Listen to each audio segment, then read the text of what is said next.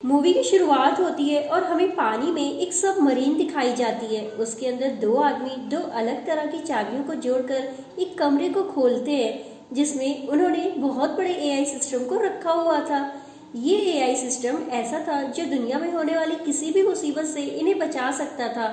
वो दुनिया में हर चीज को हैक करने का काम करता था।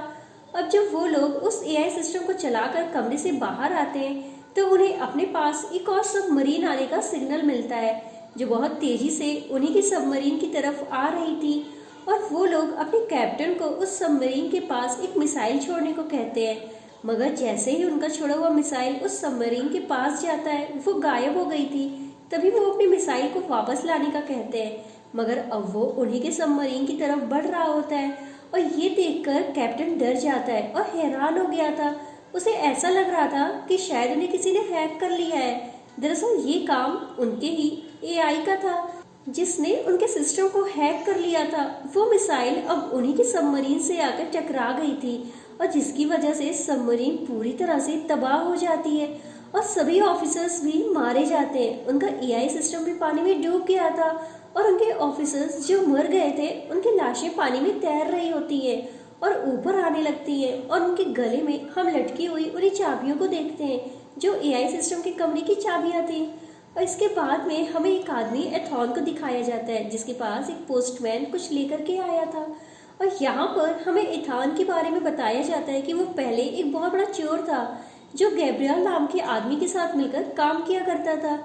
मगर एक दिन गैब्रियल ने एथॉन के दोस्त को मार दिया और जिसके बदले में एथॉन को आईएमएफ वालों ने मुजरिम समझकर पकड़ लिया। लेकिन जब आईएमएफ के डायरेक्टर को एथॉन की काबिलियत के बारे में पता चला तो उन्होंने उसकी सजा को माफ करवा के उसे आईएमएफ का एजेंट बना दिया। अब एथॉन के पास एक काम आता है, उसमें दो चाबियों को ढूंढना था और वो वही चाबियां थी जिनको हमने कहानी की शुरुआत में देखा था, जिसे एआई सिस्टम को खोला जा सकता था। और इस वक्त वो चाबियां एक लड़की के पास थी जो एआईएमएफ के एक एजेंट थी। उसे वो इस्तांबुल से मिली थी।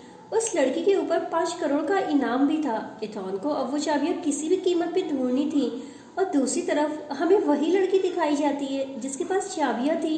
वो रेगिस्तान के इलाके में कुछ आदमियों से लड़ रही होती है जो उसकी जान के दुश्मन थे। वो अपनी स्नाइपर गन से उनका मुकाबला करती है और तभी उसकी मदद करने वहां पर एथॉन भी आ गया था।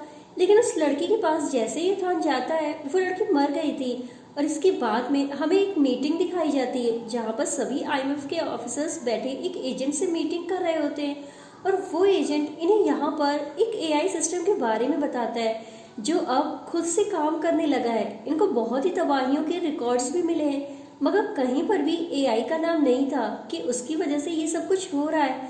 मगर वो एजेंट बताता है कि वो एआई अब खुद से काम कर रहा है। तो वहीं पर आईएमएफ के डायरेक्टर अब उनसे बात करते हैं और बताते हैं कि रशिया अपनी 2 अलग अलग तरह की चाबियों को ढूंढ रहा है जिससे वो अपने एआई सिस्टम को कंट्रोल कर सकते हैं जो उन्होंने कई सालों पहले बनाया था। और अगर उन्हें वो चाबियां ना मिली तो दुनिया में बहुत बड़ा खतरा आ सकता है। लेकिन ये चाबियां किस लिए और इसे क्या खोला जा सकता था इस बारे में इन्हें अब तक कुछ भी नहीं पता था। लेकिन दुनिया में जितनी भी एजेंसी है सब उन चाबियों को ढूंढ रही है और शायद उससे एआई सिस्टम को कंट्रोल किया जा सकता था जिससे पूरी दुनिया के सिस्टम को हैक करके तबाह किया जा सकता था। और वो बताते हैं कि इन चाबियों का एक हिस्सा हमारे एजेंट को मिला था जिसको लेने हमने एथॉन को भेजा था, मगर अभी तक उसका कुछ भी पता नहीं चला। तभी यहाँ पर एक एजेंट आकर आईएमएफ के डायरेक्टर को एक मास्क देता है और वहाँ पर जहरीली गैस को छोड़ देता है जिससे सब बेहोश हो गए थे। बस वो एजेंट और डायरेक्टर ही बचे थे। वो एजेंट असल में एथॉन ही था। डायरेक्टर उससे पूछते हैं कि तुमने ऐसा क्यों किया। तब एथॉन उन्हें बताता है कि मैं इस लड़की एजेंट के पास गया था और जिसके पास मुझे ये चाबियां मिली और चाबियां मिल जाने के बाद मैंने उसे मर जाने का नाटक करने को कहा कि जो भी लोग उसके पीछे पड़े हैं वो हट जाए और उसकी जान बच जाए। वो अपने डायरेक्टर से कहता है कि इस चाबी का दूसरा हिस्सा ढूंढने के बाद ही एआई सिस्टम को मैं खत्म कर दूंगा। और ये सुनकर डायरेक्टर कहते हैं तुम जानते हो कितनी एजेंसीज उस एआई सिस्टम के पीछे पड़ी हैं। वो कहता है हाँ मैं जानता हूँ और मैं ये भी जानता हूँ अगर किसी भी एजेंसी ने उसे हासिल भी कर लिया तो वो इतना खतरनाक है कि उसे कोई भी कंट्रोल नहीं कर पाएगा और जिससे दुनिया में तबाही फैल जाएगी। और यही वजह है कि मैं उसे खत्म करना चाहता हूँ। अब कुछ दिन बाद हमें दुबई एयरपोर्ट को दिखाया जाता है और यहाँ पर एक ऑफिसर जो अपनी टीम के साथ एथॉन को ढूंढ रहा होता है क्योंकि उसे पता चल चुका था कि चाबियों का एक हिस्सा एथान के पास है। उन्हें एथान मिल जाता है, मगर देखने पर वो एथान नहीं था, क्योंकि वहाँ पर जो एथान के साथी थे उन्होंने सारे कैमरे सिस्टम को हैक कर लिया था, और जिससे उस ऑफिसर को चलता हुआ हर एक आदमी एथान नजर आ रहा था। तो वही दूसरी तरफ एथान जो एक आदमी के पास पहुंचता है जिसके पास चाबी का दूसरा हिस्सा था, मगर अब चाबी एक लड़की चुरा कर भाग जाती है। और उसके बारे में एथान के साथी जब पता करते हैं तो उन्हें पता चला कि लड़की जिसका नाम ग्रेस था वो बहुत ही मशहूर और चालाक चोरनी थी, और उस पर बहुत से इल्जाम भी लगे थे। तभी एयरपोर्ट पर एथान के साथी को एक बैग पर शक होता है। जब वो उसे खोलकर देखता है तो उसमें बॉम्ब रहता है। उस बॉम्ब को अब डिफ्यूज करने की कोशिश कर रहा होता है ताकि वो यहाँ पर किसी को भी कोई नुकसान न पहुंचा सके। उधर एथान को एयरपोर्ट पर ग्रेस भी मिल जाती है। वो ग्रेस से उस चाबी को ले लेता है और एक लाइटर देकर ये वादा करता है कि मैं जानता हूँ तुम्हें एक बहुत बड़ी चोरनी हो, अगर तुम यहाँ से सही सलामत निकलना चाहती हो तो तुम्हें मुझे ये चाबियाँ देनी होगी, और मैं तुमसे वादा करता हूँ कि मैं सही सलामत तुम्हें यहाँ से बाहर निकाल दूंगा। उधर अंदर एथान के साथी ने बॉम्ब को फटने से रोक लिया था, और इधर ग्रेस एक बार फिर से एथान को चकमा देकर चाबी को लेकर भाग गई थी और लाइटर उसकी जेब में डाल गई थी। और तभी एथान जब ग्रेस को ढूंढ रहा होता है तो वो अपने सामने गैब्रियल को देखता है, जिसे देखकर वो डर गया था और उसे एयरपोर्ट पर खतरे का एहसास होता है, और इसीलिए वो सबको बाहर निकलने का कहता है कि यहाँ पर बहुत बड़ा खतरा है। और उधर IMF वाले जिन्होंने एथान पर नजर रखी हुई थी वो वीडियो में जब एथान और ग्रेस को साथ में देखते हैं तो वो लोग समझ जाते हैं कि इन दोनों की चाबियों को लेकर के कुछ तो चक्कर जरूर है। और उधर एयरपोर्ट पर ग्रेस को पकड़ा जा चुका था और उसके सामने उसके पासपोर्ट और बहुत से पैसे रखे थे। ऑफिसर उसे अपने सबसे बड़े ऑफिसर के पास लेकर के जाता है, जो असल में कोई और नहीं बल्कि एथान था। और वो कहती है कि तुम्हें मुझे पुलिस से पकड़वाया है ना। वो कहता है हाँ, अब तुम मुझे ये बताओ वो चाबियाँ तुम क्यों हासिल करना चाहती हो। तो वो बताती है कि ऐसा मैं नहीं जानती, और उन चाबियों के बारे में असल राज क्या है मुझे तो सिर्फ ये बताया गया है कि मुझे चाबियों को एक आदमी के पास बेचना है जो मुझे बहुत से पैसे देगा, और तुम्हारे बारे में भी बताया गया था। और इतना कहकर ये दोबारा से एथान के साथ जा रही होती है और एक बार फिर ग्रेस एथान को धोखा दे देती है ऑफिसर को फिजूल की बातों में फंसाकर। और वो वहाँ से भाग गई थी और नीचे जाकर गाड़ी को लेकर चलाकर वहाँ से चली जाती है, और उसका पीछा एक बाइक पर एथान भी कर रहा होता है। तो तभी ग्रेस के सामने कुछ गुंडे आ जाते हैं जो उसे अब तंग कर रहे होते हैं और गाड़ी से बाहर निकलने का कहते हैं। तभी वहाँ पर एथान भी आ जाता है और वो ग्रेस को बचा लेता है और उसके हाथ पर अपने हाथ के साथ हथकड़ी को बांध देता है ताकि वो भाग ना सके। और उधर ऑफिसर जो एथान को पकड़ने में लगा हुआ था वहां पर आ जाते हैं। तभी एक लड़की जो कि एक कातिल है उनके पीछे पड़ जाती है। उसने ऑफिसर पर हमला कर दिया था और ग्रेस और एथान के पीछे पड़ चुकी थी। वो भी उनसे चाबियां हासिल करना चाहती थी। एथान और ग्रेस उससे बचकर गाड़ी को ऊंचे नीचे रास्तों से लेकर भागते हैं और वो लड़की भी उनका पीछा कर रही थी। ये लोग जैसे तैसे उस लड़की को चकमा देकर निकल लिए थे। ग्रेस को जब एथान आज़ाद करता है तो वो फायदा उठाकर गाड़ी के स्टीयरिंग के साथ एथान को बांधकर चली जाती है, और जिसके बाद एथान किसी तरह आज़ाद होकर बाहर आता है। तो उधर उसकी टीम के सभी लोग थे जो उसे ढूंढ रहे होते हैं, वो अब एथान को लेकर अपने ऑफिस में आ जाते हैं। और यहाँ पर इन्हें ये पता चलता है कि एक लेडी जो बहुत अमीर है उसकी पार्टी में ग्रेस उन चाबियों को बेचने वाली है, मगर अब तक यहाँ पर कोई भी ये नहीं जानता था कि उन चाबियों से आखिर होता क्या है।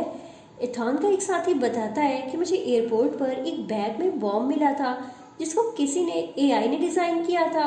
मुझे ऐसा लगता है कि वहाँ पर जो आदमी उस बॉम्ब को छोड़कर गया था वो AI का आदमी था। तभी एथान को याद आता है कि मैंने उस दिन एयरपोर्ट पर गैब्रियल को देखा था जो अचानक से मेरी आंखों के सामने से गायब हो गया, और इसका मतलब AI ने मेरे चश्मे को हैक कर लिया है। तभी तो गैब्रियल मेरी आंखों के सामने से गायब हो गया और मैं उसे देख भी नहीं पाया, और मुझे वैसा लगता है कि AI ने गैब्रियल को ही चुना है अपने लिए। वो उसके लिए काम कर रहा है और मैं बहुत अच्छे से ये जानता हूँ। मैं गैब्रियल के साथ काम कर चुका हूँ, वो बहुत खतरनाक है। और यहीं पर एथान के साथ लेडी ऑफिसर भी उसके बारे में जानती थी, और वो कहती है कि गैब्रियल के बारे में मैंने सुना है, उसे मौत का सौदागर कहते हैं। वो किसी भी चीज़ से नहीं डरता। एथान अब डरने लगा था और वो कहता है कि अगर AI हमें कंट्रोल कर रहा है और हम पे नज़र रख रहा है, तो उसे ये भी पता होगा कि अभी हम इस वक्त यहाँ पर हैं और ये हमारे लिए बहुत बड़ा खतरा है। हमें किसी भी तरह एआई के सिस्टम को दुनिया में फैलने से रोकना होगा। और इसके बाद हमें एक पार्टी दिखाई जाती है जहाँ पर ग्रेस उन्हीं चाबियों को बेचने आई होती है और जिसका सौदागर खरीदने वाला कोई और नहीं बल्कि गैब्रियल था। और वहाँ पर वो कातिल लड़की भी थी जो एथान और ग्रेस के पीछे पड़ी थी और इसका मतलब ये था कि एआई के लिए काम कर रही थी वो। और वहीं पर थोड़ी देर बाद एथान भी आ जाता है और जिसे इस पार्टी के बारे में ग्रेस ने बताया था। गैब्रियल एथान को देख करके हैरान हो जाता है और यहाँ पर पार्टी की होस्ट आती है और एक अमीर लेडी जो एक ब्लैक मार्केट के लिए डीलर थी और जिसके बारे में पहले ग्रेस ने एथान को बताया था और उसी ने ग्रेस को गैब्रियल को चाबियां देने का काम दिया था। और वो आकर गैब्रियल से मिलती है और वो लेडी सबको बिठा कर बताती है कि वो कीज यानी कि चाबियां जो सभी हासिल करना चाहते हैं उसे एआई की एंटी यानी कि उसकी बुरी ताकतों को कंट्रोल किया जा सकता है और जिसके बाद इंसान दुनिया में कुछ भी कर सकता है। और तभी एथान को ये बात समझ आ गई थी कि वो सभी जो यहाँ पर इकट्ठा है उसके पीछे भी एआई का हाथ है। और वहीं पर अमीर लेडी ग्रेस चाबियां मांगती है तो वहाँ पर एक आदमी उस लेडी से पूछता है कि तुम्हें उन चाबियों से क्या फायदा होगा। पर गैब्रियल बताता है कि अगर उन चाबियों को बेच देगी तो आने वाले कल में ये और भी अमीर हो सकती है और जिससे इसे बहुत से फायदे होंगे और इसे बहुत से पैसे मिलेंगे और जिसके बाद हम एआई सिस्टम को भी कंट्रोल कर सकते हैं। एथान कहता है कि आज जो हम यहाँ पर जमा है वो एआई की वजह से है और वो चाहता है कि उसकी चाबियों से गलत काम किया जाए। एआई सिस्टम ये भी जानता है कि उसे मुझसे खतरा है, तभी वो ग्रेस को चाबियां देने से मना करता है कि गलत हाथों में चाबियां कभी मत देना जिससे बहुत बड़ी तबाही आ जाएगी। अब वो ग्रेस को इशारा करता है और उधर तभी बहुत बड़ी लड़ाई शुरू हो जाती है। सभी को चकमा देकर इथान और ग्रेस वहां से भाग जाते हैं, लेकिन ग्रेस इथान को एक बार फिर से धोखा देकर अकेला ही छोड़कर गैब्रियल के पास उन चाबियों का सौदा करने चली गई थी क्योंकि उसके दिल में अब पैसों का लालच था। इथान जल्दी से अपने साथी से संपर्क करता है और ग्रेस की लोकेशन का पता करने को कहता है। तो उसका साथी जब अपने कंप्यूटर पर काम कर रहा होता है तो वो एकदम हैरान हो जाता है क्योंकि बिना बोले ही एथान के पास उसकी आवाज़ जा रही थी। फिर वो समझ जाता है कि एआई ने उनके सारे सिस्टम को हैक कर लिया है। एथान को जब उसके बारे में उसका साथी बताता है तो वो भागकर वहाँ से दूर चला जाता है ताकि एआई उसे ढूंढ ना पाए। तभी वहाँ पर उसका पीछा करती हुई वो एक कातिल लड़की आ जाती है जो अब तक इसका पीछा कर रही थी और इन दोनों के बीच बहुत ज़्यादा लड़ाई होती है। मगर वो उसे वहीं पर छोड़कर ग्रेस के पास चला जाता है जो एक पुल के पास थी और जिसके बारे में एथान के साथी ने बताया था, मगर उसे वहाँ पहुँचने में काफ़ी देर हो गई थी। उधर पुल के पास गैब्रियल ने ग्रेस को धोखा दे दिया था। वो उसे चाबियां लेकर के उसे बहुत मारता है और बदले में कोई भी पैसा नहीं देता। और तभी उसकी मदद करने जब वहाँ पर एथान के साथ ही ऑफिसर आते हैं तो गैब्रियल ने भी उसे भी मार दिया था। एथान जब उनके पास पहुँचता है तो उस लेडी ऑफिसर की मौत हो गई थी और जिस पर वो बहुत दुखी था कि अगर वो जल्दी पहुँच जाता तो उसकी जान बचा लेता। और अगली सुबह ग्रेस एथान के साथ भी वह बताती है कि गैब्रियल वो चाबियां एक आदमी के पास लेकर जाने वाला है जो उसे उसका इस्तेमाल बताएगा, कैसे वो एआई सिस्टम में काम कर सकती है। और वो सब लोग एक ट्रेन में उन चाबियों की डील करने वाले। अब ग्रेस इथान की टीम के साथ मिलकर इथान की हेल्प करने को तैयार थी। इथान का साथी अब ग्रेस को उस समय लड़की का मास्क पहनाकर जाने को कहता है जो गैब्रियल से मिली हुई थी ताकि ग्रेस को वहाँ पर कोई भी पहचान ना सके।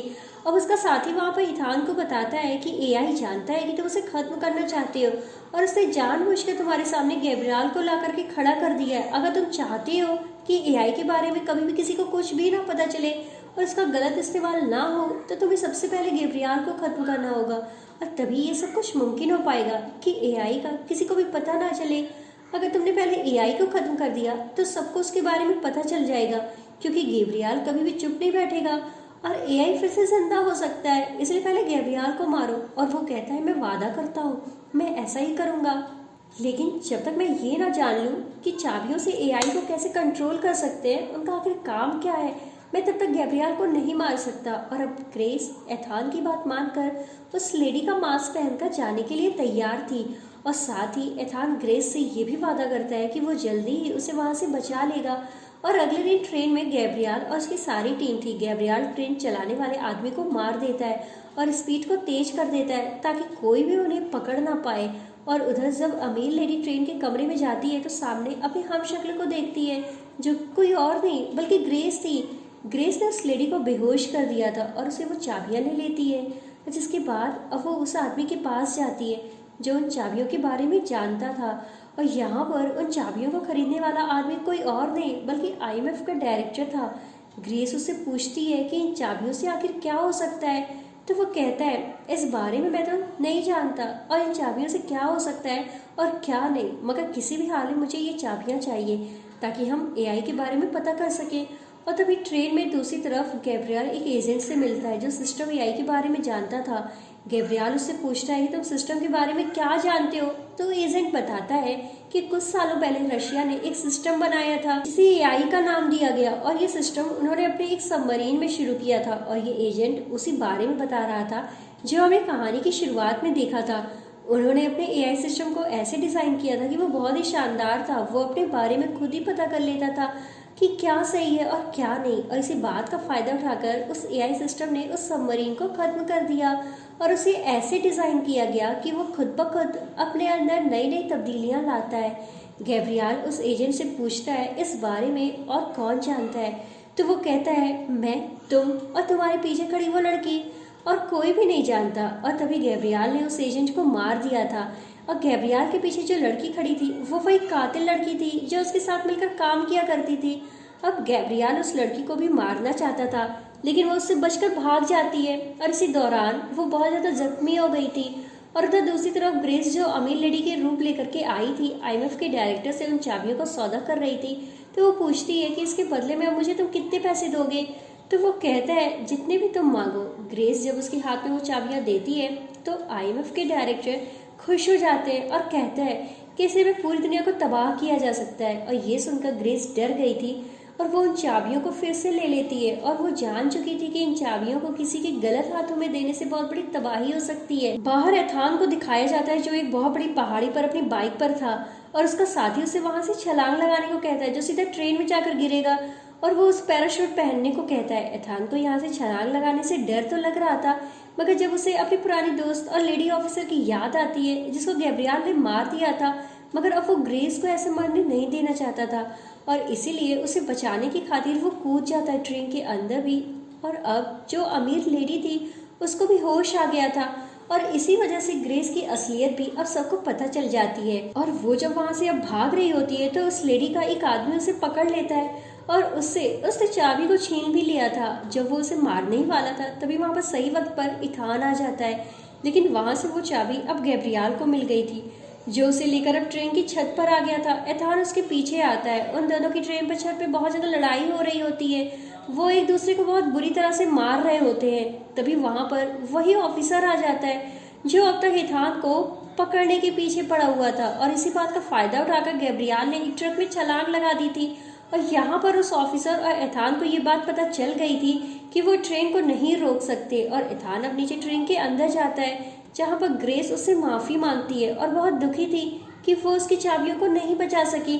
और यहाँ पे एथान उसको वो चाबी दिखाता है और बताता है कि लड़ाई के दौरान मैंने गैब्रियल से उस चाबी को चुरा लिया था, वो कुछ भी गलत नहीं कर सकता। तो ग्रेस बताती है कि ट्रेन को रोका नहीं जा सकता, ट्रेन के सारे इंजन को खराब कर दिया गया है। और उधर हम गैब्रियल को देखते हैं जो अपनी पॉकेट में चाबी की बजाय लाइटर को देखता है और जो एथान ने लड़ाई के दौरान उसकी जेब में डाल दिया था। और उधर अब ट्रेन में वो दोनों एक दूसरे को बचाने की कोशिश कर रहे थे। एथान अब ट्रेन के इंजन को सभी डिब्बों से अलग कर देता है और जिसके बाद ट्रेन का इंजन तो पानी में गिर गया था और डिब्बे जो पुल पे जाकर लड़ते हैं जिससे पुल पूरी तरह से टूट जाता है। ग्रेस और एथान उन डिब्बों पर चलकर अपनी जान बचा रहे थे और तभी इसी दौरान एथान उस कातिल लड़की को देखता है जो अब मरने वाली थी, तो ग्रेस उसकी हेल्प करती है और उसे बचा लेती है और वो लड़की उनका शुक्रिया करती है कि एथान ने उसे जिंदा छोड़ दिया और माफ़ी मांगती है कि वो अब तक गैब्रियल का साथ दे रही थी। एथान पूछता है क्या तुम इन चाबियों के बारे में जानती हो, तभी वो सबमरीन का नाम बताती है जो इन चाबियों का कोड भी था और इतना कहकर वो लड़की मर गई थी। एथान ग्रेस को सही वाली ट्रेन के डिब्बे में छोड़कर जिसमें अभी तक आईएमएफ के डायरेक्टर भी बैठा था और पैराशूट पहनकर नीचे उतर गया था। वहाँ पर ग्रेस आईएमएफ के डायरेक्टर को कहती है कि एथान आप पर अभी भी भरोसा करता है, उसको आपके ऊपर यकीन है, आप कभी भी कोई गलत काम नहीं कर सकते। और ये सुनकर आईएमएफ के डायरेक्टर ग्रेस से कहता है कि तुम फिक्र मत करो, मैं कुछ भी गलत नहीं करूँगा और हाँ मैं तुझसे वादा करता हूँ कि तुम्हारे सारे पिछले रिकॉर्ड्स को मिटा दिया जाएगा और तुम अब आईएमएफ की एजेंट बनकर ज़िंदगी गुजारोगी और उधर इथान को दिखाया जाता है जो अपने साथियों के पास पहुंच गया था और चाबियां देकर उसके बारे में पता करने का कहता है।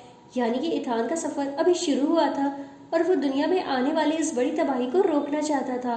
और फिल्म के आखिर में हमें पानी के अंदर रशियन सबमरीन को दिखाया जाता है और इसी के साथ इस फिल्म की कहानी यहाँ पर ख़त्म हो जाती है। आपको हमारा ये एक्सप्लेनेशन कैसा लगा हमें कमेंट में ज़रूर बताइएगा। और चैनल पर अगर आप हमारे नए हो तो चैनल को सब्सक्राइब करके लाइक एंड शेयर करना बिल्कुल भी ना भूलें। Thanks for watching.